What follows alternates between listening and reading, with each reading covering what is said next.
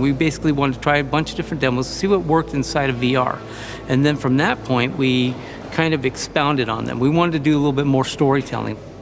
When we add any gameplay element, we start thinking, is this VR-centric? Is this something that would make the player go, oh my God, this is new? And a child lost is always something that kind of touches us inside. But imagine this in a planet full of dinosaurs. I had a pretty clear idea ever since Back to Dinosaur Island 1, what we could make out of 3D living dinosaurs in virtual reality. From a concept point of view, yes, we could do a traditional game, but from an experience point of view, this immersive gameplay experience, I don't think we will be able to achieve it without VR.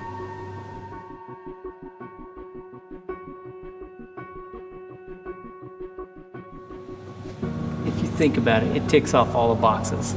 You know, alien planet, dinosaurs, robots. I mean, you can't really get a better game than that. It started out with us being inquisitive about a new medium, which was VR, and in this process we established some demos, and from these demos out came a very, very interesting story, and it moved us down a path where we were able to deliver something really amazing. So the core element of Robinson was actually a spirit of exploration. This was the very first pillar of the game. The second one was survival. Survival starts with scanning the environment to get a better understanding of what this planet is about, and also to know which creatures are dangerous, which are friendly. And we must not forget that the whole motivation behind driving the player in discovering is really, you crash landed on this planet. You were part of an exploration team. You were sent to colonize a planet. It's your job. And it's your job. And something happened before the landing that caused the spaceship to crash. Now you're alone. In a way, a lot of these decisions were kind of reverse engineered because of VR. So we say, okay, in VR you can't walk very fast, so we need a protagonist that cannot walk very fast. And the same thing goes for the scanning. We knew everybody looks at everything constantly, so let's just make that your official job. It's a good way to pace the game. We wanted to be able to build environments where, you know, amazing in terms of size and expanse.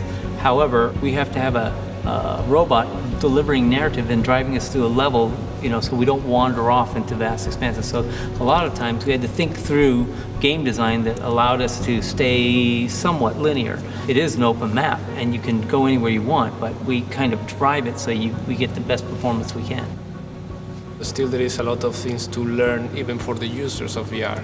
For example, we prepare in some of the demos awesome things that happen just behind you, and Yes. we lead them to you through audio, through particles, through lighting, through whatever you want. But there are people that will still, by their own volition, not be prepared to turn more than, say, 30 degrees or 40 or 50 degrees to a side. So And that was actually the challenge in the game, to make sure that no It's a matter challenge, where you're looking at, but there's something. But I think through different, generations of games, we will re-educate player.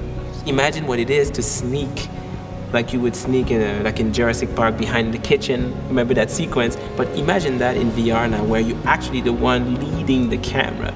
And if you peek too soon or at the wrong time, it's game over. They charge at you and they kill you. Like I said earlier, it kind of ticks off those boxes. I said it jokingly, but in all reality, sci-fi is one of my favorite things, as well as dinosaurs and as well as survival journey type of adventures. I think all these things provided the opportunity to build what I think is one of the most awesome experiences I've seen in a game to date.